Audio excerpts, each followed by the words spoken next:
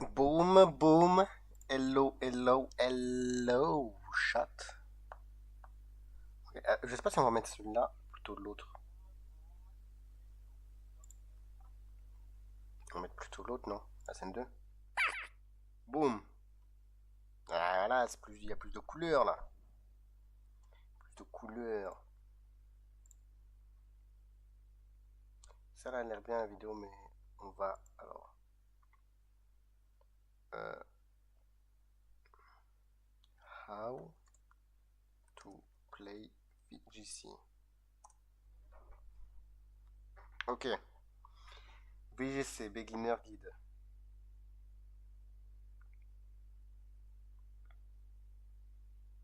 107 000, là, ça fait des vues.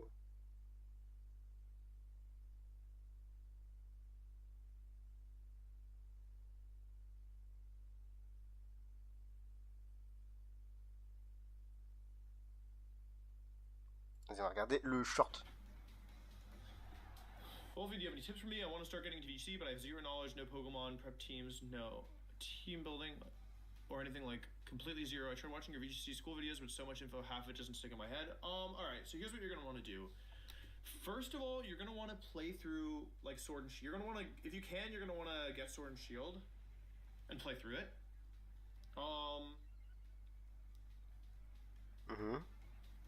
That way you can start getting a feel for like how the individual gameplay works. And then what you're gonna want to do is you're gonna want to start watching games of people who play. I recommend Cybertron personally for learning Cybertron VGC on YouTube. Because what you need to know to play VGC is you can play VGC with like knowledge of like 20 Pokemon. If you have just like good knowledge of how the top 20 Pokemon interact, you're gonna be pretty solid in terms of understanding. Can I get out a 780, please? You're gonna be pretty solid in terms of understanding like what you like the basics. So yeah, before you work on any advanced concepts, like or even like more advanced basic concepts, I think the first thing you're gonna want to do is watch a bunch. You can also try playing yourself on Showdown. You don't. J'ai mis LOL. I don't recommend getting any Pokemon game at the moment until you have more of a knowledge of what you want to use. So. Victory Road is a really good resource as well. They have a lot of good teams in there. They have team reports.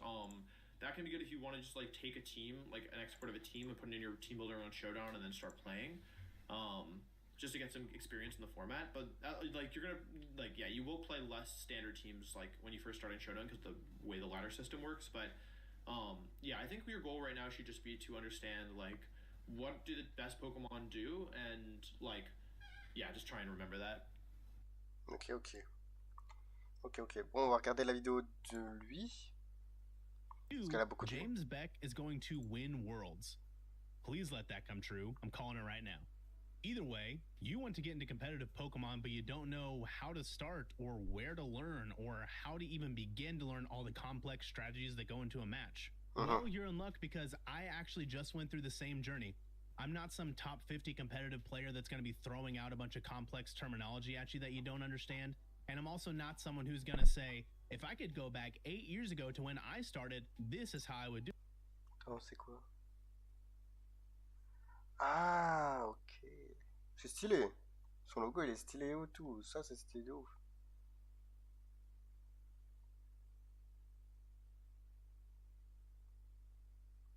Ah, c'est stylé, c'est stylé, c'est stylé. Son logo, il est stylé de ouf. James Beck is going to win Worlds. Going to my very first tournament this year, so I too am very new at the game. I'm just a little less new, so I'm able to take the knowledge that I've learned and give it to you and share it with other people who also want to start their journey. I am you. You are me. Okay. That's me watching me, you.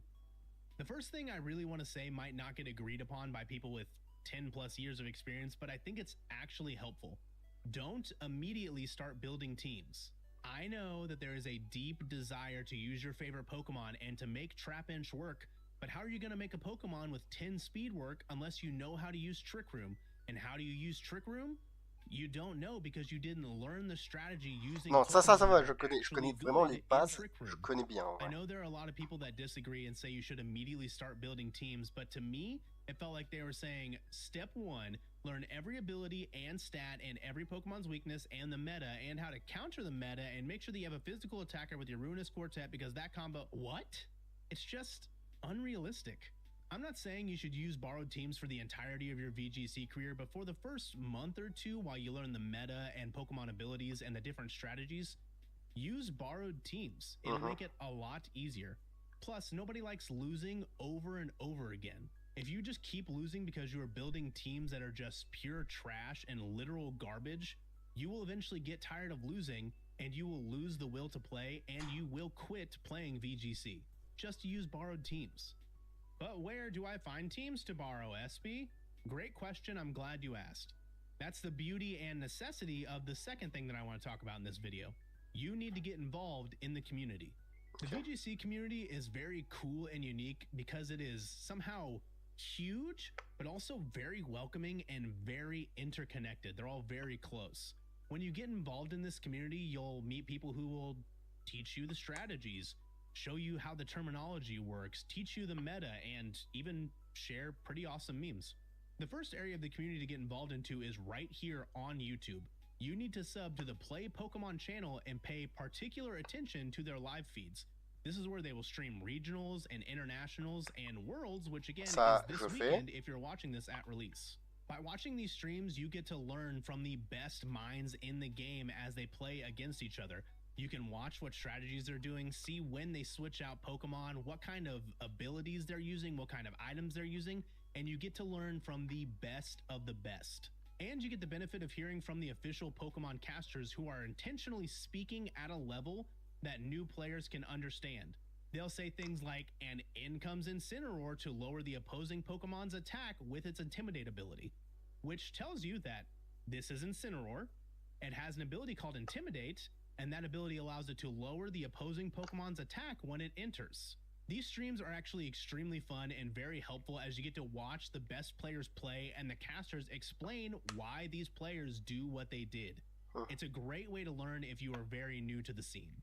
There are a few other YouTubers I think you should sub to, like Cybertron VGC, who is one of the best players alive right now, who plays through his matches and provides live commentary explaining why he has the Pokemon he does, their items, their abilities, his predictions, why he's doing the certain moves that he does, and it is extremely helpful, and again, you're learning from one of the best minds in the game right now. You should also check out James Beck, one of my absolute favorite players who plays a lot of unique teams and is very good at explaining why his Pokemon work together, what Pokemon he's bringing into the match and why, what Pokemon he is going to lead with, and at the end of his videos, he explains how he could have played better, mistakes that he made, and how he will improve next time, which is super, super useful if you're a new player.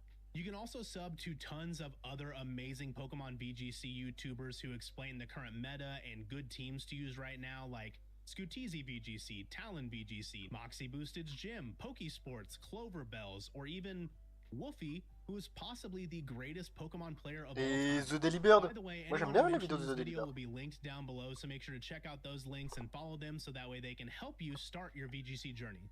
If YouTube isn't your scene, then you should check out Twitch. There are tons of amazing content creators over there like Nino Pokebros, Nezzy, Kimmy Turner, Joe UX9, Becca Battis, Jody Azzarelli, Lorcy Loves You, and tons of other amazing content creators, but I will let you go down that rabbit hole on your own. All of these creators are super knowledgeable about building teams and how to work with the meta, how to work against the meta, how to be in tournaments, how to get through tournaments. They're all very, very funny because, well, they're content creators, but they're all very good, and I highly recommend you check them out. Another great place to get involved with the community is on Twitter or X or whatever you want to call it if you're brave enough to venture there. Tons of people are tweeting about the meta and team building and strats and events and memes, and it's just a really great way to stay involved. Check out this Twitter, for example. Nice. Seriously though, you probably should follow Play Pokemon as they tweet about the dates for events and raids and Pokemon giveaways for Pokemon that have been used by other people in official competitions. This is the company that runs the official events. Then make sure to follow VGC Victory Road as they are tweeting out everything that Play Pokemon tweets out, but also reminders for registration dates for events. They also host their own events, and I think they even put on like a Olympics for VGC Pokemon where players from different countries go head to head and play against each other to see what country comes out on top. It's honestly pretty sick. RK9 Labs is another great one to follow, especially if you want to ever get serious about your competitive Pokemon play, because this will tweet out the dates for registration, This is also the site that you will use to register for official Pokemon competitions and how you will track your progress at the official Pokemon competitions. But I'm going to make a video later about how to register for both unofficial and official tournaments in Pokemon, so make sure to subscribe for that. Those are a few of the official Pokemon pages I think you should check out, but I also think that there are VGC players that you should follow on X because they are good at posting VGC content about the meta and team building and memes and just general updates during the event. So I'm going to throw out a few. Make sure to follow them. Again, links are down below. And yes, I am reading from a list. Joe UX9, Nezzy, and Jody Azzarelli, who I all mentioned in the Twitch section, are also very good to follow on Twitter because they are very active and very knowledgeable about the game. The one and only Justin Tang, whose name you will become extremely familiar with if you pay any attention to VGC, because the dude is, one, everywhere, two, incredibly good at the game, so his name literally just pops up over and over and over again. Will Tank and Zero Blaze, I think, are really good to follow. I think they are currently on a rise to becoming very, very good players and going to be names that you see a lot. I really think that they are on the precipice of top cutting worlds. Chuppa Cross is also a name that you'll become super familiar with because the dude qualified for worlds like 3 times over in the first month of competition last year. He's super good, knowledgeable. Definitely follow him. VGC Corner, aka Brady Smith, is crazy good, very good to learn from, and he is intentionally trying to teach people how to play VGC so newbies like me and you can learn how to not suck at the game. The last person that I want to mention is Lynn. He's an incredible player, and he's great if your first language is Spanish instead of English. Very good resource. Okay. The last area I think you should actually get involved in is probably podcasts. There are 2 that I want to shout out. The first one is the Chilling Nay podcast, which is a really good podcast if you have a smarter game IQ than I do, which is actually a very low bar. But if your battle IQ is better than mine, they're a great podcast to check out, good resource. And the other podcast is actually my favorite Pokemon VGC podcast, one of my favorite podcasts overall, actually. The Oko podcast, which is ran by 2 official Pokemon casters, Sierra Dawn and Joe Brown, some of the best casters in the official Pokemon streams, and they are intentionally trying to make a podcast that's good for both entry-level people and expert-level players. So it is a very good podcast to check out. Highly recommend. Go check out the Oko podcast. Ooh, I forgot about Discords. You definitely need to get into some Discords. It is a great place to get even further involved in the community. You'll find people that will rate your teams, people that want to practice to you, people that you can just talk VGC with. You'll meet a lot of people that will hopefully become close friends of yours that you can meet at events, and it's just, Discords are really, really helpful for the Pokemon community. I would check out Hoenn State VGC's Discord. I would check out Pokesports. I would check out Himmy Turner's, or I would check out Oko podcasts. Some of those I am a part of. They are great Discord communities, and again, great way to meet friends, great way to learn more. Discords are an absolutely phenomenal way to learn VGC. Go join some. I do want to say I'm sorry if I did not include you in this section of the video and you are for some reason watching it. There's 6,000 people I wanted to mention in this section. T'es obligé. Just highlight some of my favorites. So if you do anything Pokemon VGC related, leave it down in the comments so people can find you and use your resource. So you have your rental team and you're kind of learning the meta and what's good, what's not good. You're learning what Pokemon abilities do. Maybe you're watching some of your favorites on Twitch or YouTube, or you're getting more involved with them in the Discord. You're learning from the podcast. So what do you do now? Well, now you have to actually use the team. You need to practice. You may think that you're good at VGC now because you watch Cybertron and Jody and Wolfie play for a week straight. Now you've got their strategies down, so you think you've totally understood VGC, but I can promise you that isn't the case. There's so many variables and strategies and dumb luck that goes into playing Pokemon that the only way you're going to get good at it is by playing the game a lot. You can't just watch and learn when it comes to Pokemon. You can't osmosis your way to a regional top cut. If you want to be good, you have to get good. Once you've kind of narrowed down the archetype that you like, whether it be Sun Trick Room or Psy Spam or Rain if you're playing in Regulation H or Balance or whatever it is, you need to then take that team's rental code and play it in-game or on Showdown and practice. Showdown is going to be an awesome tool for you. I cannot state that enough. It's actually on your phone, so it's super mobile and it's easy to break out and practice whenever you want. It's also super easy to copy teams and put them into Pokemon Showdown. If I've done any sort of good job at editing, I have it playing behind me that I'm taking a team from a James Beck video and borrowing it and putting it into Pokemon Showdown. If I'm really good at editing, I have started the match behind me and I'm showing you some play-by-play using that team so that way you can catch it all the way from finding a team you like and then using it on Showdown to battle. Now that you've seen how to do that, you should do it yourself and play with that team about 100 times because it takes a very long time to learn all the nuances in Pokemon, like you can't spore a Komo with the overcoat ability and you can't fake out a Pokemon that's touching the ground when Psychic Terrain is up. Please do not judge the poor gameplay that is happening behind me. Like I said earlier, I'm still new and I took this rental code and I put it into Showdown and I hit battle. So I can't be held responsible for not having any practice with that. It's probably pretty rough. I am still new. I'm just barely further along than going to YouTube and searching up how to play VGC and seeing a guy and being like, oh man, that guy's pretty cute. I'm going to watch his video and subscribe, which is where you are literally right now. Another great place to borrow Pokemon teams from is the Limitless TCG website. It's where most of the unofficial Pokemon tournaments happen. It's where a lot of Twitch streamers are playing currently. Ça, on a déjà There's vu. tournaments. Bon, ok. Ok. Le mec, il a expliqué ce que je fais à peu près déjà, à part aller sur Discord, aller sur Twitter, parler à des gens et tout ça. Ça, je le fais pas. Mais sinon, sinon, je fais déjà à peu près les choses. On connaît à peu près... Oh, c'est vrai qu'il y a une nouvelle règle. Pokémon... Règle... J.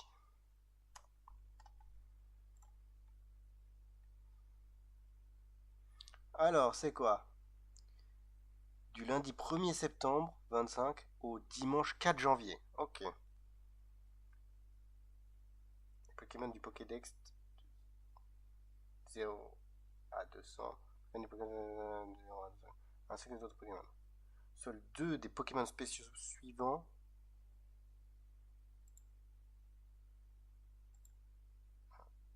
peuvent faire partie de votre équipe. Ok, il y a Deoxys en plus, je crois. Qu'on n'avait pas. Deoxys, il me semble pas qu'il y avait. Darkrai. Ok, à Darkrai.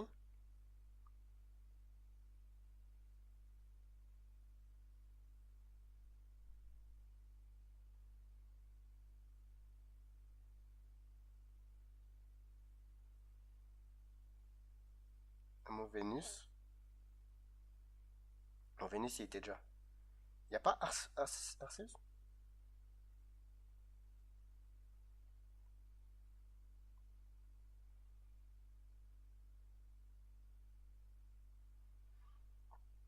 Ok. Ok. Pokémon spéciaux, usage restreint. Seuls les Pokémon obtenus dans le jeu, y compris si présents dans le contenu, peuvent participer. Certains Pokémon ne sont pas autorisés.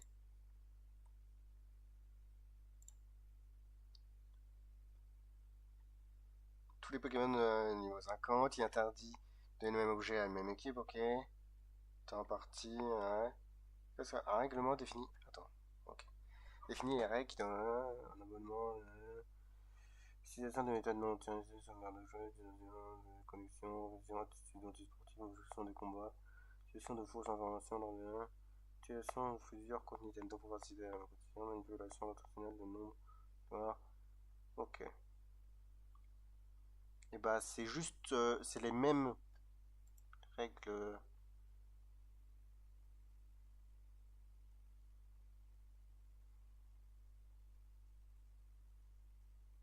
La Zaroude.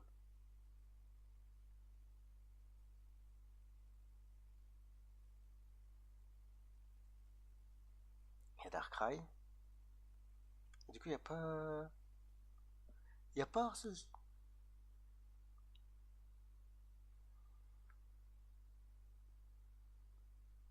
Je le rate ou je suis. Ou juste il est pas.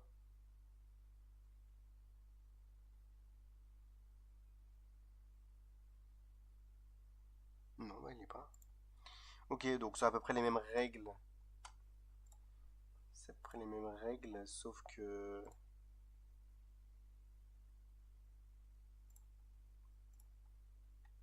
Attends. Genre, on peut prendre ça un peu fort. Copier. Ah non, faut que je copie tout.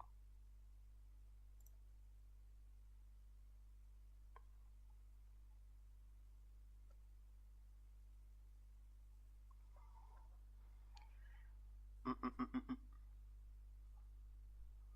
Comment on fait pour copier toute la team?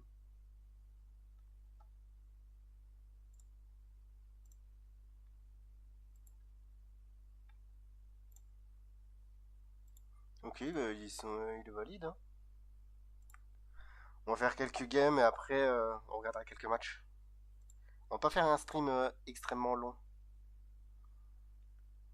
Euh, ok, je vais le truc avec la bite. Il a Arceus. Est-ce qu'on essaye de one shot? Bah non, parce qu'Arceus, type normal. Est-ce qu'il va mettre Arceus first? Est-ce qu'on mettrait ça pour essayer de one shot Arceus? Et Zamazenta. Genre là, on est fou. Hirshifu pour essayer de one shot le Arceus. Je pense que c'est quelque chose de bien là, ce qu'on est en train de penser là. Arceus et Weezing. Ok. Si je fais Helping Hand, Close Combat. Protect. Ok, j'ai pas mon habilité. Will Wisp. Ok, il me brûle. Je suis dans la merde. Je suis dans la merde.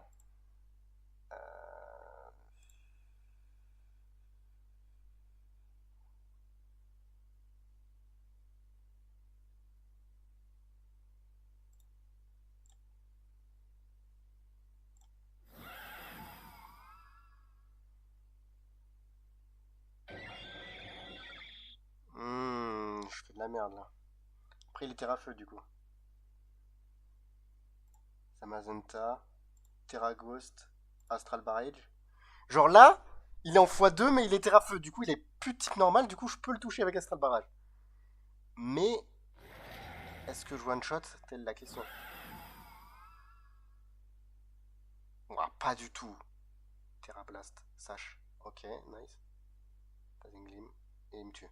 Ok, donc ça va être très compliqué.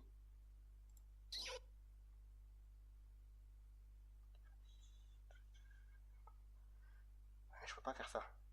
Ça, c'est encore pire. C'est quoi on va faire? Evislam sur lui. Et on va faire Heal Pulse sur lui. Protect, parfait. Parfait. C'est ce qu'il faut, c'est ce qu'il faut. Et là, je le heal, bam. Ok. Hmm. Il faut que je fasse ça. Hein. Je suis un peu obligé là. Encore. Franchement, ça me dérange pas du tout. Ce que tu viens de faire là, ça me dérange pas du tout. Ok, Grimmsnarl. Là, je dois faire Eevee Slam, je pense, pour le one shot lui. Parce qu'il est fait. Eevee Slam, Helping Hand. Il m'a fait encore, de toute façon, je suis obligé de faire ça. Il peut pas me toucher avec. Ok, Reflect, encore. Ça me dérange pas non plus. Body Press. Non, j'ai fait Body Press. Ah, c'est parce qu'il attaque avant moi. Et du coup, ça fait Body Press au lieu de Eevee Slam. Oh. Ok. Je vois ce qu'il essaye de faire. Du coup, est-ce que je fais Switch sur Shifu? Je suis obligé de faire ça.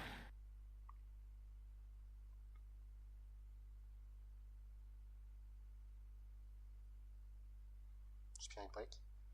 Maintenant, est-ce que je le tue? C'est ça le problème. Je suis obligé de faire Surging Strike. Non, il faut que j'attaque en premier. Je fais Aqua Jet avec Helping Hand. Comme ça, je peux peut-être. What? Les non-dégâts, les gars! Les non-dégâts Spirit Break, ok. Et là, je peux Eevee Slam sur lui, Helping Hand. Genre là, genre, normalement, je gagne. Normalement, si tout se passe bien. Quoique. Thunderwave. Ah! Oh, il est trop chiant.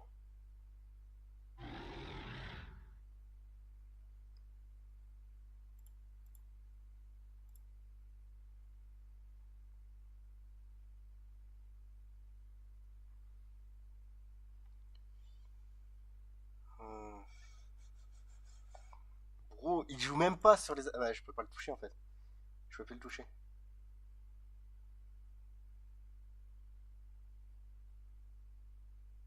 Il est mignon. Hmm.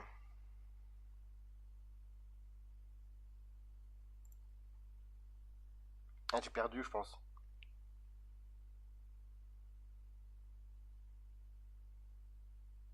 Ouais, j'ai perdu. Ah, il gagne avec encore Disable. C'est chaud. Oh, il a fait une team avec tous les nouveaux Pokémon là. Non, mais il n'y a pas de Ghost, Psychic, Fight. Eh, en vrai, on peut start Star, comme ça. Est-ce qu'on a besoin de lui? Roche. Vas-y, vas-y.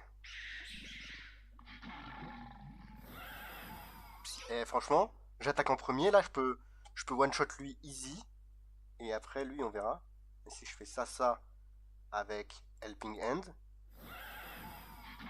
Terrafé en plus. Fake out, on s'en fout. Il a la sache. Ok, parfait. Je meurs pas. Et du coup, là, bah, j'ai juste à refaire le même. Je peux même faire Heal Pulse parce que de toute façon, il va tuer. Genre là, j'ai pas besoin de le faire vu que dans tous les cas, ils allaient mourir. Du coup, j'ai juste à faire Heal Pulse comme ça, boum. Il se résiste. Il est quoi? Il est fait. Normal. Hmm. Est-ce que je ferais pas Calm Mind et genre Heal Pulse? Tailwind, ok. Meteor Beam. Je le heal encore, parfait. Et là, du coup, je me focus sur le Terrapagos un peu, tu vois. Et là, je peux faire, par exemple, Disable sur lui, une fois qu'il aurait fait son Meteor Beam pour qu'il arrête de se boost.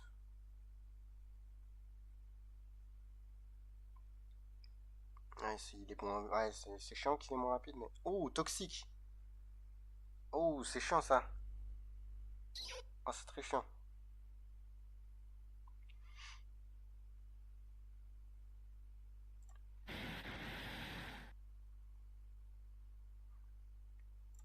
Psychique, et lui. Il faut que je fasse un Surging Strike, hein, je pense. Une Blast. Je suis tanky, mon gars. Oh my god! Ok.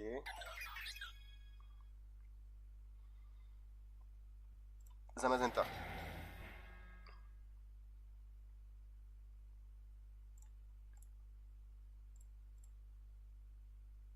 Là, c'est bon. Normalement, je suis bien de ouf, là. Oh, one shot.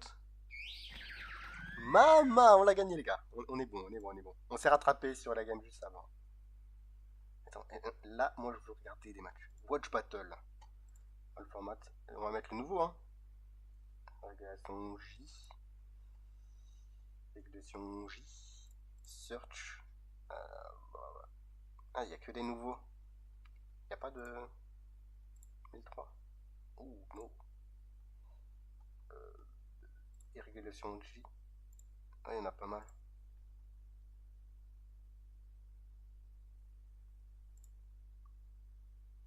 Ah, les teams Dondozo. Comment je déteste ça, les gars. Les teams Dondozo, ils sont horribles.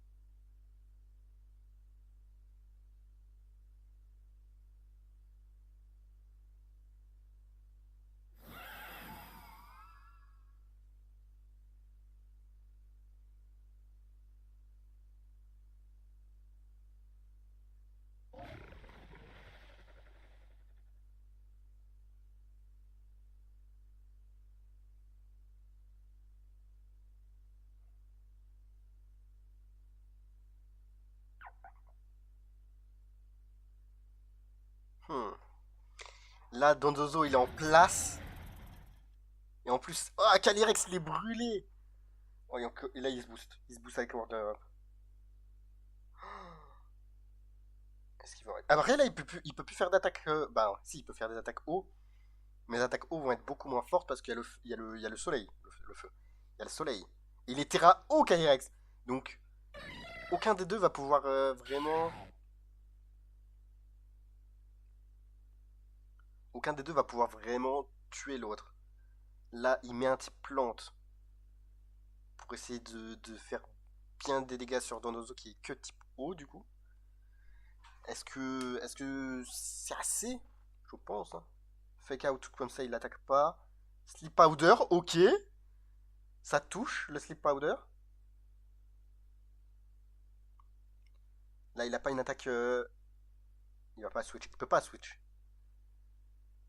Là, faudrait qu'il ait genre un lance-soleil ou quelque chose comme ça, vu qu'il y a le soleil. S'il a lance-soleil, ça peut être très très fort. Ou genre, comment ça? Bah non, non, c'est type feu. Je vais dire, pas le météo. Pourquoi tu reswitches? Genre, il avait un type. Tu mets dragon. Dragon fight et truc brûlé. Alors que t'avais un type plante juste avant. Et tu reswitch. Pour. Ah, juste pour ça? Juste pour avoir le Intimidate? Mais t'aurais pu juste switch un. Pas obligé de switch les deux.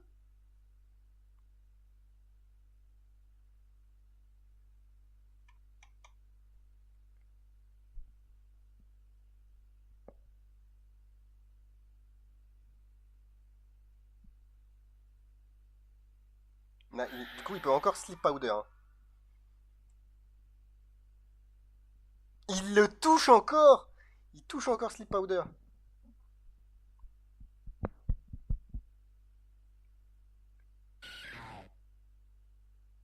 Ah ouais, non, il veut vraiment le mettre au fond, mais au fond avec Intimidate.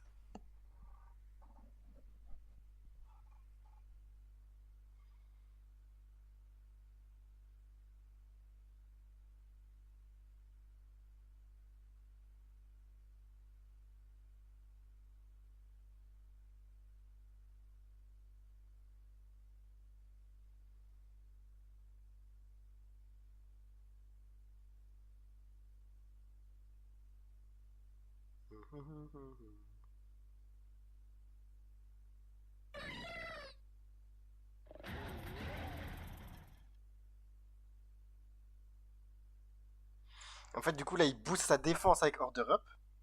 Je crois que c'est la défense, hein. Je sais pas s'il y a que la défense. Si, c'est que la défense avec Order Up. Attends.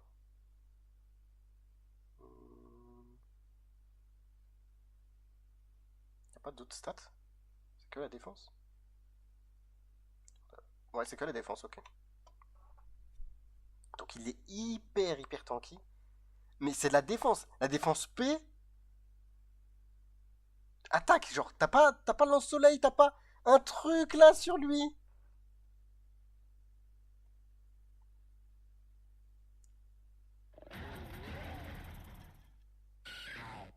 Et maintenant, il a Body Press qui fait des dégâts en fonction de ta défense.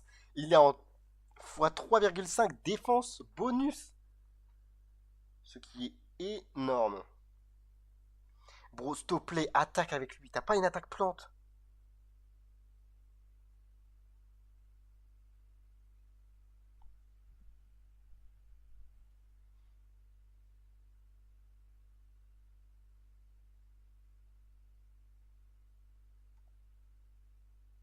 Hmm.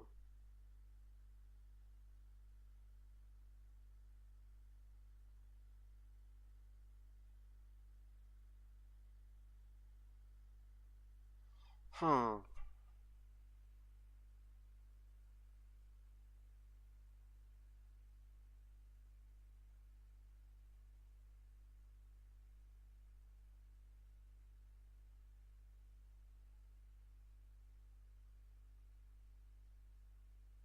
Il a abandonné. Et bah, c'était long. C'était un long combat. Y a pas des teams. Voilà quoi, un peu. Ouais, on va mettre ça comme ça, on est sûr d'avoir des teams. Même pas. Même pas. Y a pas de. Eh mais bro, mettez des teams. Pas de temps team bizarre, hein. Que des teams compétitifs là. Qu'est-ce qui se passe?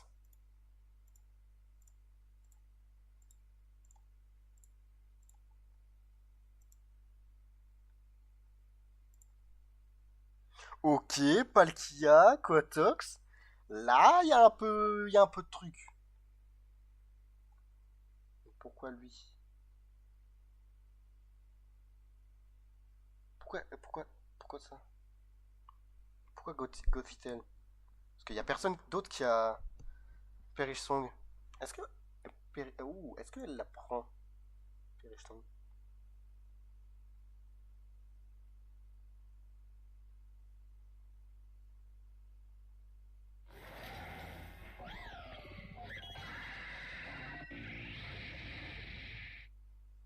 On dirait qu'il a un Zarbi autour de lui. Et c'est le truc Arceus. Arceus. Il est un peu bizarre, hein. Il n'a plus de bras.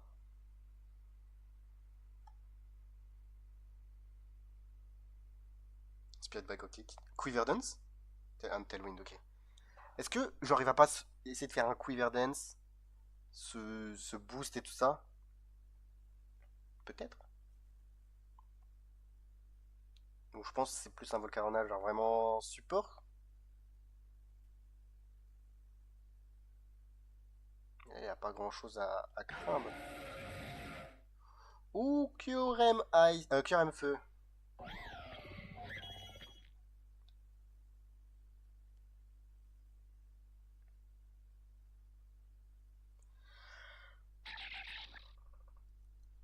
Attends, il a Intimidate Masquera. Masquera. Et bah, je savais pas ça. Il y a plein de Pokémon qui l'ont en fait. En plus, il a Tailwind du coup, vu il est vol. Pas mal, pas mal intéressant ça.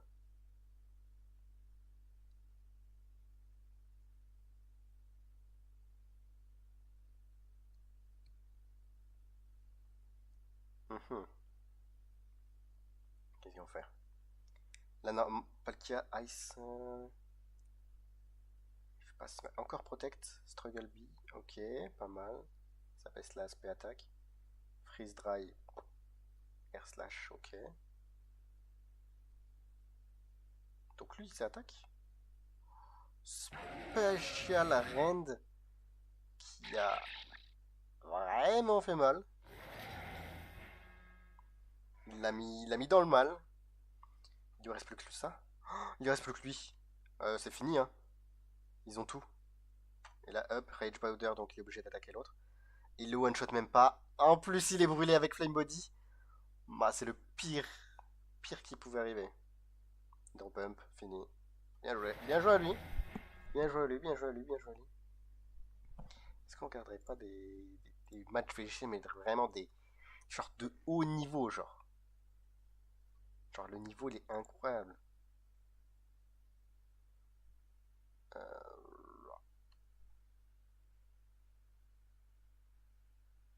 Ça, attends, je regarde aussi.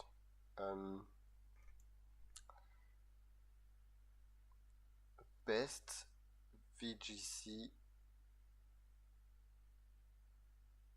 Moment.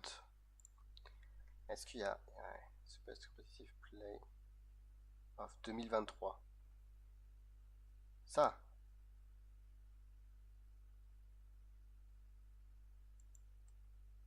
In the competitive gaming space, Ok, on va most regarder scenes ça. have super iconic moments that come to define what the games are all about. But when it comes to competitive Pokemon, these events aren't super well documented or known by the majority of players since many of them joined in 2020. So today, what I aim to do is present to you some of the most iconic moments in competitive Pokemon for you to tell your friends, family, or your date until they inevitably realize that you might be just a little too into Pokemon and keep you at an arm's distance from now on. Or maybe they show a genuine interest and you finally found the one. Either way, I'll still be here for you. At least until these videos stop making money, then you're on your own, dude. Anyways, if you enjoyed this video at any point in time, be sure to leave a like and subscribe. As a matter of fact, you should really just subscribe right now because I have a playlist full of content just like this that you can watch once this video ends. And if you think you're subscribed, do me a favor and double check because a lot of my viewers actually aren't.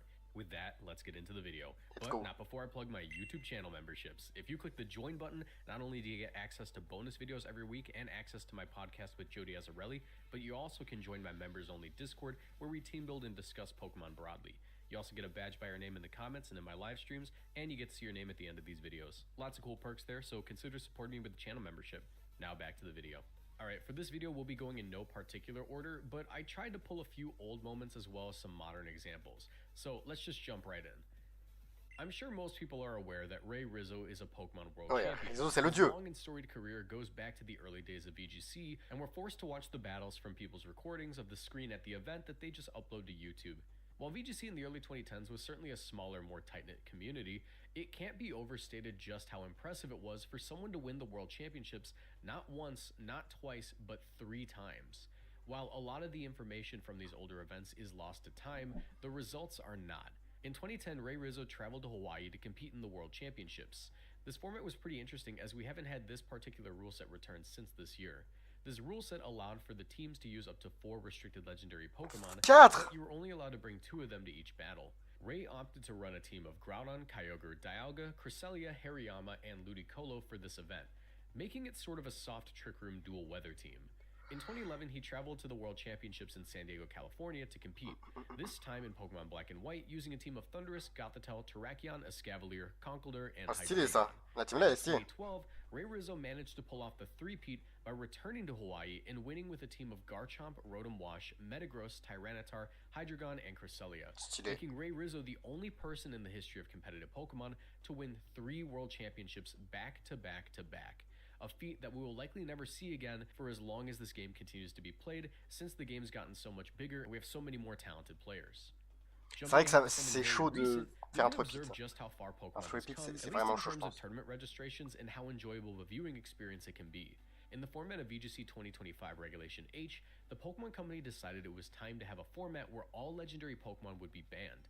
Typically, this was limited to just banning box legends like Lugia or Zacian, but this time around, you couldn't even run something as weak as a Regice. This led to teams becoming less focused on immediate damage and becoming harder to break through. One of the Pokemon with the most powerful damage options in the game happens to be a Pokemon with a pretty unimpressive attack stat. Mousehold's stats on paper seem to leave a lot to be desired, but its access to great support tools as well as its good speed stat and pure normal typing led it to being a solid support Pokemon. That being said, it can shift gears on a dime and use its signature move of Population Bomb to absolutely obliterate a Pokemon. Nicholas Morales, in his first ever major Pokemon tournament, managed to make it to finals where he'd face off against Paul Chua, one of the most consistent players in the game with quite a lengthy career. Nicholas decided to run a team with a wide lens technician Mousehold with the move Pop Bomb. You see, Pop Bomb has just 20 base power, but it can hit up to 10 times if it manages to pass the 90% accuracy check that many times in a row. By giving Mousehold the ability Technician, this boosts the power of low power moves like Pop Bomb by 50%, and the wide lens increases the accuracy check to 99%, making it nearly guaranteed that Mousehold will be able to throw out 10 30 base power attacks out in a row. This is the single most powerful normal type attack in the game, even out damaging the move Explosion, which has only 250 base power. In Game 3 of their set, Nicholas threw away any pretense of using Mousehold to activate defense boosts on a partner Archaludon and just went for straight damage, using Mousehold to immediately knock out Paul Chua's Dragonite and later on his Ninetales. This pop Ça, c'est vraiment, was so hyped that the entire genre, audience in the broken. venue started counting out each hit, hoping that he'd manage to connect all of them. Taper 10 fois. And it's gonna be going after each of these hits. Whoa, 3, 4, 5, 6, 7, 8, 9. Doesn't miss. 10 hits. What a start for Nicholas. What's C'est even funnier abusé. is that you can not only hear it on the VGC stream, but you can even hear it more clearly on the TCG stream, which is happening right next to the stage where Paul and Nicholas were playing. Now for Emmett.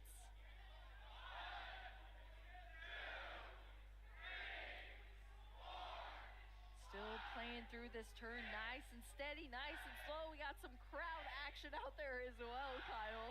I don't know what's going on, but it sounds exciting. It's a lot of counting. Yes. Nicholas ended up taking Damn. the game and becoming one on a growing list of players to manage to win a regional championship on their first attempt.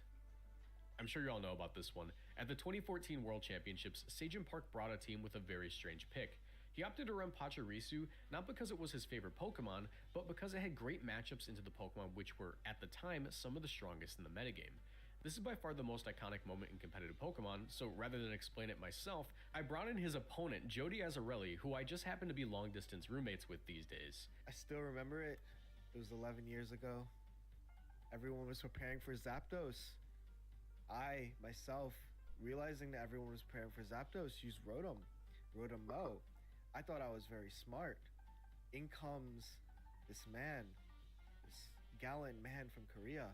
And he's using this Pachirisu, which just happens to be like a very unused Pokemon that solves most of the meta, right? Solved a lot of what people were expecting. A lot of people were bringing Zapdos, and Pachirisu walls Zapdos, and everybody just watched their Zapdoses in hand getting destroyed one by one, and I was there to play them in finals, where, I mean, you guys have all seen it by now, right? It's okay though. They're Yeah. chill now. Here's them catching up at the 2024 World Championships. Very wholesome. In Pokemon, there's an ability called Prankster, which causes all status moves used by the Pokemon with the ability to have +1 priority. These tend to be strong support Pokemon, which can instantly taunt, paralyze, and burn opposing Pokemon, among other very annoying Genre things. Tenefix, In oui, Generation 7, Tenefix, this tout ça. ability was nerfed by making it so Dark-type Pokemon were immune to any Prankster moves. Among the best Prankster Pokemon in Generation 7 was Whimsicott, who not only could set priority Tailwind, Taunt, and Encore, but had access to a very deadly combination. The move Nature Power turns into various moves depending on which terrain it's fighting on, and it is considered a status move. With the addition of Z moves, Whimsicott was actually able to fire off a powerful priority Z move of whatever terrain it happened to be on due to having Nature Power, meaning it was able to combine Z Nature Power with Misty Terrain Tapu Fini to launch a Twinkle Tackle at unsuspecting opponents before they could even move, regardless of speed tiers. In the finals of the 2017 World Championships, Sam Pandelis made an absolutely insane play. Predicting that the opposing Whimsicott would want to go for a KO against his Garchomp, he realized what Ryota Atsubo would need to do to accomplish that. He not only predicted that Ryota would switch out his Marowak for Tapu Fini to set the terrain, but that he would fire a Nature Power into the Garchomp slot. To prevent this, he swapped out his Garchomp for Mandibuzz, a Dark type, who would normally not be a great switch into Fairy type attacks. But in this particular instance, it was the correct call, because not only did Ryota use Misty Terrain Nature Power against Mandibuzz, but he would opt to even burn his Z move. Because Mandibuzz is a Dark type and Z Nature Power is technically a Prankster move, Sam Pandelis was able to negate all damage on that turn and waste one of his opponent's most important resources by making him fire it off into a Pokemon which was completely immune. It's not often that you get to see a Fairy type attack just not affect a Dark type at all, so this left viewers who didn't understand this interaction scratching their heads, but hyped nonetheless.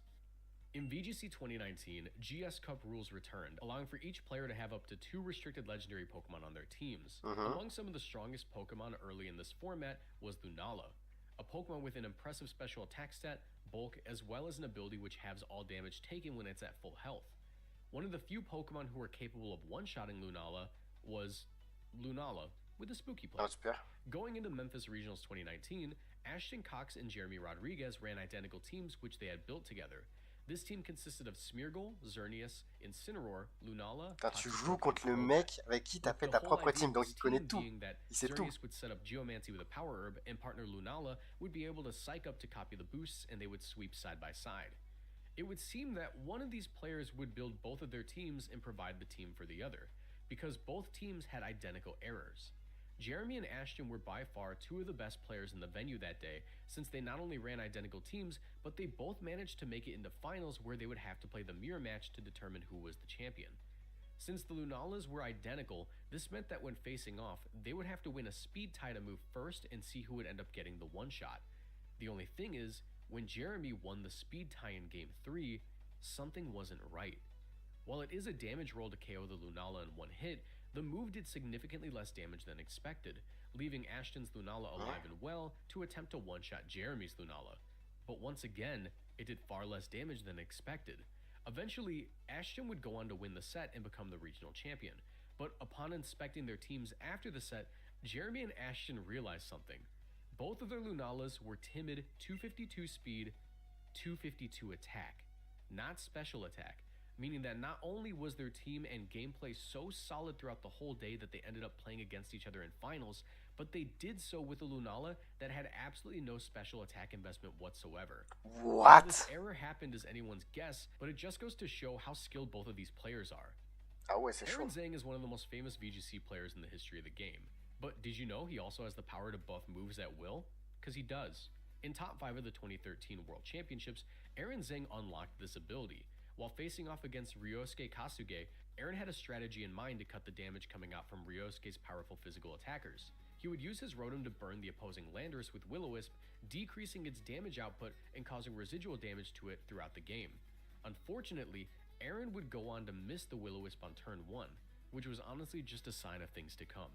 The next turn, Aaron predicts Landorus to protect, so he attempts a Will-O-Wisp on the Cresselia, who also avoids the attack. Despite this, Aaron would end up taking Game 1 in the best-of-3 set.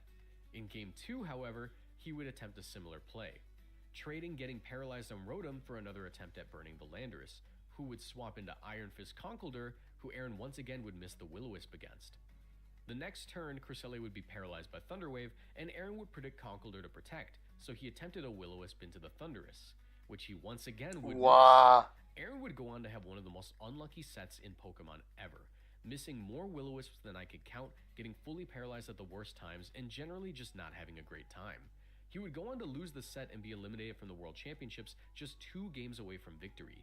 Following this generation, Will-O-Wisp would be buffed from 75 accuracy to 85, and Thunder Wave would be nerfed twice, once in Generation 6 and again in Generation 7, where its accuracy was cut to 90. This happening on the biggest stage of Pokemon was likely one of the reasons these moves were adjusted, meaning Aaron Zhang really took one for the team here. Let's add buffing moves to the list of things that Aaron can do, and we'll add landing Will-O-Wisp to the list of things that he can, alongside driving the ball to the basket.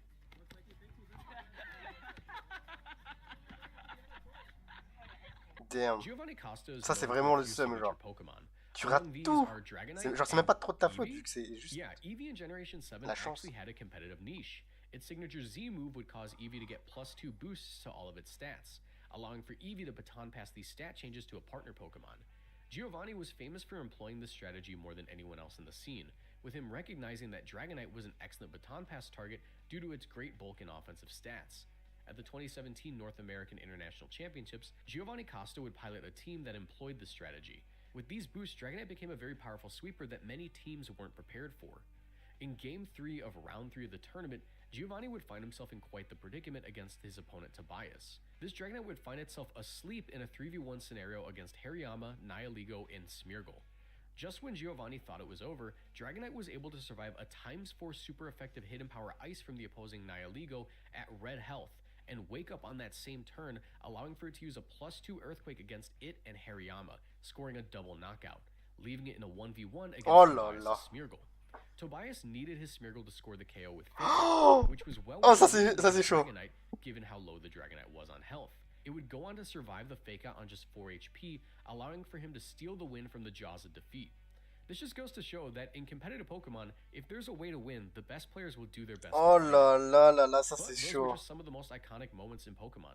Did I miss any? Let me know in the comment section below, and be sure to let me know Incroyable what you vidéo. thought of the video and if you learned anything Faut like, new. faut like, faut like. If you enjoyed, be sure to leave a like and subscribe. It'd mean the world to me. If you want to support me further, you can check out my Patreon page or become a YouTube channel member An by clicking the incroyable join button below the video.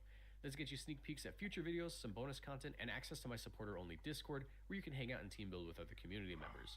You also see your name at the end of these videos, like all these lovely people. Special thanks to my most boosted supporters, Avatar67 and Ethan Lapointe, for their generous Ouais. pledges. Ouais, Another ouais, way to support me ouais. is to check out all the videos in the playlist on screen right now. I know you'll find something. Ouais. Franchement, incroyable la vidéo. Les mecs, oh là là, il y en a, ils ont pas eu de chance, mais surtout Aaron Zheng. Aaron Zheng, comment il a pas eu de chance? Ah, il doit avoir vraiment le seum. Hein. Il doit avoir vraiment le seum. Est-ce qu'on regarde celle-là et après on stop? Que je voulais pas stream trop longtemps. There's Pokemon that are good in both Regarde, competitive Pichal, and le in monstre, Nuzlocke. le There's GOAT. Pokemon that are bad in both competitive and in Nuzlocke. But after Nuzlocking the hardest Pokemon mods for almost a decade, I've noticed a few Pokemon that are not really thought of as good in most competitive contexts, but stand out for having extremely strong niches in Nuzlocke. Let's start out with one of the most classic Pokemon using one of the most classic strategies. Like most rats, you wouldn't be surprised to find this Pokemon in the trash. It was designed to be one of the first Pokemon C'est bien to parce que catch, lui, but là, then realized that en français, just c'est about every Croc de other mort, je fully crois. evolved Pokemon in the game is stronger, Et genre, and you ça leave it met to la rot moitié in des the PV. box for the rest of your Kanto run. Competitively, Raticate has been similarly useless. It had a hilarious niche in Gen 1 OU thanks to the combination of Super Fang and Gen 1 Hyper Beam, but that's about it. In Nuzlocke, however, everything comes together to make this guy a bit more viable. Early availability plus early evolution is a godsend in Nuzlocke. It's kind of ridiculous how early Rattata gets Hyper Fang in most games. 80 base power stat before the second gym is no joke and barely matched by any other encounter. Its power can be boosted even further if you roll one with a Guts ability. Channel protagonists like Pilot and Pythagoras have proven how busted Guts is. To go over it one more time though, the reason Guts is so good in Nuzlocke is because you don't have to rely on a Toxic or Flame Orb to activate it, and can instead just have Raticate take a status condition before you enter a fight. This gives you an item slot for Silk Scarf, or even in some ROM hacks a Choice Band, for pretty ridiculous damage with the move Facade. Raticate's awful bulk and middling speed makes this hard to use effectively for a whole game, but it's still really strong in early game. But it's not just pure aggressive damage dealers that are surprisingly useful in Nuzlocke. In fact, this next entry on our list isn't here because of its combat abilities at all. Noctowl really never had a chance in competitive Pokemon. There were already a few decent normal flying types prior to Gen 2, and there was a formula for success. With solid speed and attack, Pokemon like Dodrio could make it work. Noctowl's attack and speed, meanwhile, are awful. The only niche it had was a special wall that could spam Hypnosis and be immune to sleep itself thanks to Insomnia, and with the amount of sleep talkers in these early gens, hitting Hypnosis wasn't even guaranteed to provide value. It's also not particularly strong in Nuzlocke fights either. Even in the ROM hacks that try to buff it by giving it like a Psychic typing or early Air Slash or something, it's just usually too slow and unreliable. Noctowl fulfills, for me, the role of a catcher Pokemon. See, an often overlooked aspect of Nuzlocke is getting more encounters into your ball so you can use them. Especially in some ROM hacks, this proves to be pretty difficult. Some will have you encounter really hard to catch pseudo-legendaries early, like Beldum or Bagon. A lot of them have Pokemon that explode, or just high-level wilds with good damage potential. This is where Noctowl comes in. Its solid bulk plus access to Roost means it can tank a lot of hits from wilds. With Nightshade, you have consistent damage, so you don't have to worry about accidentally killing an encounter with a crit. And there's Hypnosis to pretty much guarantee the catch after it hits, as well as putting to sleep Exploders and Teleporters. It being a flying type also means it doesn't have to worry about being potentially arena trapped or sand tombed. Noctowl being unviable in fights makes it kind of perfect for this role because you're actually okay with risking this getting killed by the encounters and can just play into crits to risk another potentially encounter catching Hypnosis. When I have it, it's just become my default Pokemon to lead with when running around the overworld. It just means I have to think about that aspect less and can dedicate more mental resources to actual fight planning and encounter routing. It even learns flying. Ça peut être sympa. Stepping outside the Poké Center, only to Tu te realize concentres juste sur les combats. you're trying to get to. This makes Noctowl less of a stealth bomber and more like one of those police helicopters with a spotlight and a megaphone that says, "You're surrounded, Mr. Kruger. Come outside with your hands up." And you're trying to make a break for it through your neighbor's bushes, but the belt with a dozen rings that you bought to impress that goth e-girl gets caught on the fence, and now there's a dog chewing your leg off as they pull you through the bush.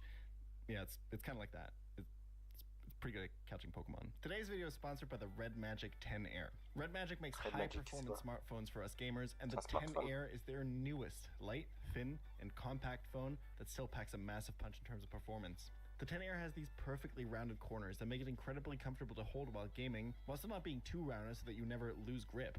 You know, while you're steering your Nuzlocke fights. It's 10% lighter and slimmer than the Red Magic 10 Pro. This thing is so comfortable to daily drive. It also comes in 3 stylish colors: Twilight, Hailstone, or Flare. Anyone else? Oh, le orange, il est pas mal, hein? Team name vibes from these? But it's not just the sleek looks that make this phone great for gaming. Let's take a look at what's on the inside. The base stats, so to speak. The phone sports a massively powerful Snapdragon 8 Gen 3 processor for blazing fast performance with its 3.3 GHz speed. We're looking at a 120Hz 6-inch AMOLED display with razor-thin bezels as well. To keep this thing cool while you're playing high-intensity gacha horse racing games on it, it's got a liquid metal cooling system that's normally just found in gaming laptops. Incredible stuff. Ah ouais! Its 6,000 mAh battery will mean that you'll be gaming on it for quite a while too. If you'd like to check out the Red Magic 10 Air, click my link in the description or the pinned comment. Thank you so much, Le Red Magic, téléphone, for il sponsoring this est video. puissant! There's another overlooked Gen 2 Pokemon on the list, and this one is actually pretty great in fights. It's pretty easy to understand why Macargo is bad and competitive. It's slow and has quadruple weaknesses to 2 of the most common attacking types in the game in water and ground. It has a massive defense stat and a pretty good special defense stat, but base 50 HP just isn't good enough. This thing shouldn't ever get more than 2 turns on the field against an opponent with a pulse. But that's the thing about Nuzlocke. your opponents don't think. When you send out Macargo, the AI starts salivating for that sweet 4x stab damage more than a Discord mod hearing someone broke up with their boyfriend. Suffice to say, it's the perfect bait. Pair Macargo with a fast flying type with Encore, and you suddenly can deal with just about any Earthquake user. Pair it with a Water Absorber, and you can generate not just a free switch, but healing too. What makes Macargo and other Pokemon with similar resistance and weakness profiles so powerful is just how consistent it is at getting control over the enemy AI. Stable positions in which you can fully predict what the AI can go for are the core of any well-formed Nuzlocke fight plan, and Macargo is exceptional at getting you these positions. It has a bunch of resistances, and it has a bunch of weaknesses, making it a perfect pivot. And because your opponents aren't smart enough to just switch in a counter, Macargo actually gets to exploit its good matchups. With that massive defense stat, it walls most physical attackers that can't hit it for a 4x weakness. Between Recover and the Flame Body ability, Macargo will almost always come out on top, eventually neutering physical attackers with a Flame Body burn and just sitting there until they eventually go down. Macargo has another unique asset that makes it fantastic for Nuzlocke though. It is bar none the best Crobat counter in the whole series. If you don't Nuzlocke a lot of Pokemon games, especially ROM hacks, this might not sound like a huge deal, but let me tell you, Crobats are everywhere, and they're surprisingly hard to fight. Flying moves are threatening, especially in later gen games when ROM hackers give this thing Brave Bird, but Crobat's unique coverage options just make it a nightmare to switch into. A rock type should be perfect at resisting its stab combination, but these bloodsuckers will usually carry Giga Drain to ruin your Gravelers and your Omastars. Steel types come to mind, but are you really going to risk your Magneton on that Heat Wave Crobat? The key answer to Crobat is a rock type that is not weak to Giga Drain and maintains its resistance to poison, flying, and fire. Enter the Snail. There are so many threatening Crobats in popular ROM hacks that are actual run killers. Koga and the Rivals Crobat in Fire Red Omega, Maxi 1's Crobat in Emerald Kaizo, Windspray Vito's Crobat in Run and Bun, just to name a few. In all of these games, Macargo, or in Run and Bun's case, Hisuian Arcanine, who's basically Macargo when you think about it, is the best, if not the only consistent answer to these demons. It's worth noting here that Macargo in vanilla games is not nearly as good and extremely held back by its dumbfoundingly high evolution level. But honestly, Macargo has been solidly high tier, if not better, in some of the most difficult hacks I've ever played. It's great in Crystal Kaizo Plus, it's great in Emerald Kaizo, and now I'm finding quite a bit of use for it in Sacred Gold as well. Once you see him work his magic, he'll be leaving a snail trail just like... What the fuck? Who wrote that? I really gotta have a conversation with my editors. There's another niche Gen 3 fire type I want to mention here that's pretty useful in Nuzlocke for very similar reasons, and that's Camerupt. That's right. Listen, he may not look like much, but he's got it where it counts. Camerupt is the first Pokemon I've brought up here to actually do something in VGC, but it's a pretty specific niche. Camerupt in its Mega Form, mostly the Mega Form, can spam absurdly powerful eruptions and Trick Room. That's it. That's the whole niche. You see, most difficult ROM hacks will give the offensive Pokemon good type coverage to make it very risky to switch into their common counters. Giga Drain Crobat is a great example, but so is giving electric types grass and ice moves, making the average ground type with bad special defense and speed extremely weary about countering the opposing electrics. Sure, you usually tank Hidden Power Grass and then hit back with a killing Earthquake, but you don't survive the Hidden Power Grass crit. What makes Nuzlocke difficult, despite having the advantage of playing against a predictable AI, is that your Pokemon's deaths are permanent, and over the course of a long game, you cannot risk to leave them in on things that kill with crit. For pre-Gen 6 games, this means that you pretty much always have to plan your fights in a way where you assume your opponent deals twice the damage that they normally can deal. This turns things normally considered counters into not even safe checks. See, this is where Camerupt is special. Well, defensively. Our Unbothered King is so nonchalant, he just shrugs off grass and ice moves that would fold other ground-type walls in half. And then it says here in the script, explain the Berlin Wall. What? Its pretty decent special bulk and early access to high base power ground moves make it the perfect default counter to the odd Manic Trick or Electivire. The only electric type I've seen that actually threatens Camerupt is the rare Surf Raichu. Aside from its longtime tenure in the Mii IRL genre, Slacking now joins the list of Pokemon that exists solely for Pokédoku. For current generations, Slacking stats were solid enough to give it a competitive niche despite the Iron Ball that is Truant dragging it down. Power Creep pretty quickly destroyed that little bit of usefulness, and its bulk and power were no longer special enough for it to succeed while doing nothing every other turn. Truant is similarly debilitating in VGC, as Slacking's only results have come on teams that use Weezing's neutralizing gas to shut off Truant and unleash its massive power on every turn. Even those are rare though, as Slacking has to compete with the superior Regigigas for that role. Turns out giving your opponent a free turn is just not very good, and you'd think that this translates to Nuzlocke, right? Well, kinda. It's easy to assume that Slacking's value in Nuzlocke comes from its ability to do absurd damage with high base power normal type attacks like Hyper Beam or Giga Impact. People love mentioning this combo to me whenever I catch one of my runs, and it's actually an extremely bad use of Slacking. The exploitable thing about Truant is that you're not actually forced to loaf around every other turn. You can just switch. And switching is the most powerful tool in Nuzlocke because your opponent doesn't have the ability to predict them. Using Giga Impact removes your ability to switch the next turn and guarantees that you have to waste that turn, meaning you use 2 turns to use a 150 base power move, which is basically the same thing as spending 2 turns using a slightly better headbutt. Given slacking stats, that's not terrible, but its potential is so much higher than that. His biggest asset is actually his defensive stats. Base 150 HP is insane, ranking in the top 10 in the whole series and giving it some absolutely crazy physical bulk. The only Pokemon with both a higher HP and defense stat are Terrapagos, Ting-Lu, and Iron Hands, all symbol of Gen 9's power creep and rarely available in most current ROM hacks. Its 65 base special defense is Slacking's only statistical weakness, but that's offset by the fact that its only weakness is to fighting type moves, and even after the physical special split, strong special fighting moves are rare. That means Slacking is an incredible pivot Pokemon, able to safely switch in and tank damage in just about every situation. Usually its best value, while actually on the field, isn't even to attack. It's usually better off just healing with Slack Off or utilizing its disgustingly good utility move pool with attacks like Yawn or Encore, which allows it to steal some tempo despite the Truant ability. Probably not how you expect it to work, but hey, sometimes being a slacker pays off. I had some choice words for Octillery when I encountered it in my winning run and bun attempt. I assumed it was going to be pretty much useless for the same reason it has a terrible competitive history. It's just so slow, has terrible defenses. It's supposed to be this artillery Pokemon that shoots crazy damage range attacks, but its offenses are just not even that good. But that's just competitive, because using it in Nuzlocke, well, it's also terrible. Because this list isn't just about Pokemon that are strong on the player side, it's also about Pokemon that are terrifying to face in your Nuzlocke. Let me tell you, when I scroll through trainer documentation and I see this guy's fucking face, I immediately start sweating. Let me explain. Despite its terrible stats, Octillery has 2 things going for it that paves the Mollusk's way. I can't say this word. It's the German in me. That paves the mollusks. That paves the mollusk's way. What the fuck? That paves the squid's way into the nightmares of even the most seasoned Nuzlocke veterans. The first is simply an ungodly move pool. A water type that learns Flamethrower and Energy Ball is actually really annoying to switch into. Gunk Shot is another terrifying option this thing likes to carry, and the random confused chance from Signal Beam is also really annoying. Its highest damage water move, being Octazooka, also means that usually, when it comes in, your designated counter has to take a chance on lowered accuracy, meaning a matchup you thought was safe suddenly has a risk of losing a Pokemon attached to it. Even these small chances add up over the course of a run, and a big part of these higher level challenges is to minimize the overall risk on your run so you can bring as many Pokemon as possible through the game. Speaking of risks though, I haven't even mentioned the most evil thing about this Pokemon. Octillery gets the ability Sniper, which changes its crit damage modifier from 2 to 3. It's like how in Siege Warfare, some weapons are just stronger in Assault, but not really used to defend. Well, Octillery is the Trebuchet. He's not necessarily useless on your team, but no wall is safe when he arrives. So do you think his suction is as strong as his... Remember what I said about crits earlier? That Nuzlockers are at a disadvantage against the AI because they constantly have to play by the opponent's highest damage potential? Meaning you basically have to assume enemy Pokemon will deal twice the damage they usually do? Well, with pre-Gen 6 Sniper, you have to assume your opponents deal not double, but triple the damage they normally do. If you assume everything will go wrong in a fight, like in that Murphy's Law ROM hack, pretty much no Pokemon switches into Octillery. It's insane. Even Shell Armor mons that can't be crits still have to deal with the fact that Octillery probably has a super effective move on them, and they might have their accuracy lowered by Octazooka. This is just one of those Pokemon that doesn't have a safe answer, and your best bet is to throw some lower value Electric type at it and just pray things work out while keeping some backup in your party. Bug Poison dual typing, and no single stat higher than base 90, yeah, Venomoth was always doomed. At its best, Venomoth spams powder moves and spreads status. That's about it. Tinted Lens doesn't help much when your damage output is already severely limited by your brutal stats, and by the time Venomoth got in Gen 4, Stealth Rocks were there to heavily limit its ability to switch in.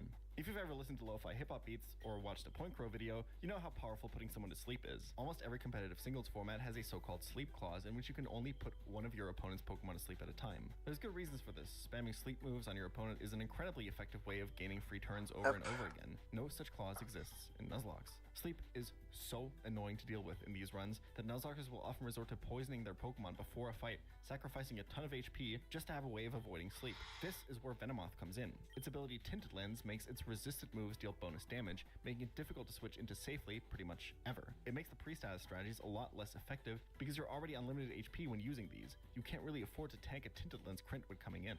Funnily enough, Venomoth is still kinda useless when you use it yourself because Tinted Lens is actually one of the worst abilities for the player. AI doesn't usually switch, so why would you ever be using a move that it resists? The only application here is if you're playing a game that gives the Moth Quiver Dance, and you want to save another move slot for Roost, meaning you'll have limited coverage. In this specific case, Tinted Lens can help you get sweeps you otherwise wouldn't have gotten. It's a 2-for-1 special here. Huntail sucks, but Gorbis does it better. Unfortunately, 0 times 2 is still 0, so it isn't going to do much better on your team. But when you're up against Huntail, the tables turn. Suddenly, it's permanent rain. You hear the crack of the shell. And what was that? You get outsped. And you try to pivot, then it hits you again. You wipe, and your whole chat is laughing. You just got clipped by Drew, and you forgot to wear pants. Okay, maybe that part's only in my nightmares, but this could happen to you. This fearsome monster of the deep is a run ender. Huntail and Gorbis, possessing Swift Swim and later Shell Smash, meant that they were never truly useless in a competitive sense. But there were always better swimmers or smashers available, relegating them to a life in lower tiers. But when I run into these creatures in ROM hacks, it's often in fights with permanent rain, and that makes them much, much scarier to deal with. Allowing them to smash even a single time means I'll be slower for the rest of the fight. That means I have to be extremely careful when and with what I kill enemy Pokemon if there's a Huntail on the opposing team, or else I'll almost certainly wipe. Especially in Run and Bun, these Pokemon are among the most feared in the whole community. In a game like this, where attempts take hundreds and hundreds of hours to complete, seeing this thing on your trainer sheet will put you in a permanent state of anxiety, even if you're still a bit away from the fight. You have to control these extremely precisely at all times. One miscalculated turn means you can lose your entire run on the spot with no more counterplay. I still get terrified seeing these deep sea monsters on my screen, so let's quickly move on to some Pokemon that are actually good for the player again. Ice types are by far the worst type in competitive Pokemon, and Glalie is no exception. In Nuzlocke, however, this guy gets a surprising amount of coverage. He can set up nasty plots and sweep with moves like Dark Pulse, Aura Sphere, and Flamethrower, and if you're nodding along in agreement right now, I might have bad news for you because I think you're just as bad as Pokemon as the average Pokemon game's AI. Don't worry though, this mistake even happens to the best of Nuzlockers. And also these guys. Wait, what? Aura Sphere, dude, the set in the calc is wrong. Wait, what? Dude, what? No. What? That's wrong, dude. The docs are wrong, the calc is wrong. Oh my god. What? It was Zoroark. I did the same thing Moxie did. I did the same exact thing Moxie just did. Nobody talked to me. Moxie! Zoroark is a really easy Pokemon Ah, to ça, play the game with ça, in c'est- both ça, c'est vanilla le seum. games and mods that don't account for its illusion ability. The most famous way to counter one of the hardest fights in all of vanilla Nuzlocke, Ultra Necrozma, is to simply lead with a Zorua disguising itself as a poison type, and the unsuspecting AI will fire one ineffective psychic move after another into your dark type Pokemon. Fun fact, there's actually another ability this works with, specifically in Gen 4 games, and that's Dry Skin. Normally, AI is very good at seeing immunity abilities, but due to a programming error specifically in the Gen 4 games, this doesn't work for Dry Skin's water immunity, making Toxicroak one of the best counters for water-type Pokemon. Golisopod is so close to being good. First Impression is a crazy move, the most powerful priority move in the game at 90 base power and +2 priority. It goes before most priority moves like Aqua Jet or Bullet Punch. The only problem is that it can only be used the first turn the Pokemon is on the field, but that's a massive threat coming off of a base attack stat like Golisopod's 125. Unfortunately, Golisopod has two huge weaknesses. One, its best move is completely shut down by Protect, which is a big reason why it's struggled in VGC. Ouais. The much bigger issue is its ability. Emergency Exit, which forcibly switches Golisopod out as soon as its HP drops below 50%. It's pretty easy to see what Game Freak is trying to do here. In an ideal world, Golisopod clicks First Impression, deals huge damage, gets it below 50%, switches out for free, and can come in later for another massive FIMP. But against competitive opponents, solid positioning can totally nullify Golisopod's power. Either protect or switch on one of the many Pokemon that quad resist Bug on the first turn, and then deny it the ability to move on turn 2 by simply hitting it below 50%. With a base speed of just 40, Golisopod pretty much needs First Impression to move first, so Emergency Exit usually just means it doesn't get to play the game. One of the recurring themes of this video is that some Pokemon get much, much better when the opponent can't intelligently play around them. Golisopod is the poster child of this concept. We can turn unexpected switches that lose a turn into free switches that give us crazy amounts of tempo, all while reactivating First Impression for another big hit later in the battle, giving it the title of the Hit It and Quit It Pokemon. No? Okay, they can't all be winners, I guess. By equipping a Citrus Berry to heal yourself back up above 50% health, you get 2 of these free switches per fight. This makes Golisopod an undeniable top 3 Pokemon in the entire game of Run and Bun. There's no other Pokemon that can do anything else close to it. There's one more Pokemon I want to talk about with probably the biggest difference between competitive usage and Nuzlocke usage. Ah ouais? Ooh, I'm a little girl.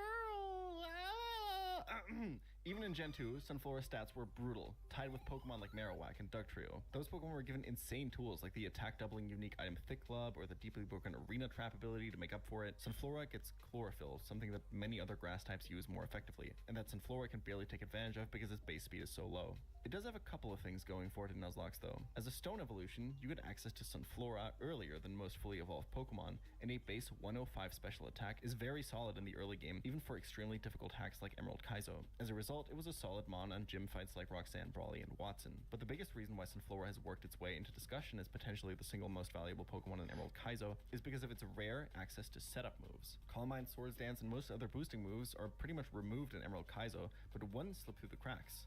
Mostly because Sunflora is so bad that it didn't seem like it would be that useful.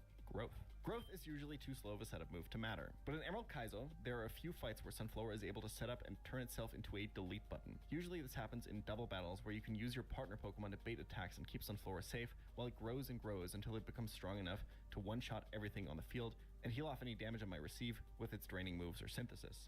Back when I played the game, Sunflora was already seen as a top-tier early-game Pokemon in Emerald Kaizo, as it was able to single-handedly win you fights against the first 3 gym leaders. But over the years, the meta of the game has evolved as people have pushed its limits more and more and more, and there are now dozens of boss fights that Sunflora has found a spot on, with it even becoming a popular choice for the Elite Four. I think at this point, it's arguable that the Overlook Grass type is perhaps the best Pokemon in the entire game. Hey, really quick, if you're watching this video as it comes out, this is your reminder to tune into the finale of the Nuzlocke Invitational, the Nuzlocke tournament I'm hosting with Point Crow. Ludwig, Valkyrie, Fuslie, Slimesicle, Ranbu, Chris Malberger, Connor Eats Pants, and Alana Pierce have spent all of July completing a Nuzlocke and will now be competing at an in-person tournament in LA with their winning teams on August 2nd.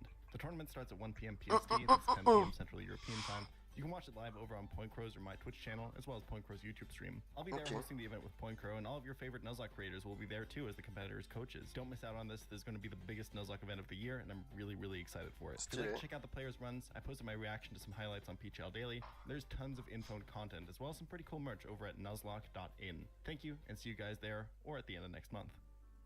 Eh bah, bien de ouf la vidéo. C'est vrai qu'il y a des Pokémon que tu penses pas, mais ils sont bien, genre, pour un truc spécial et ça marche. Ça marche. Bon. Par contre, sur ce chat, je vais devoir vous laisser là-dessus. C'était un petit stream. Mais vous inquiétez pas, on revient demain. Sûr. Du coup, je vous dis à demain. C'est une bonne journée, soirée et tout. Ciao.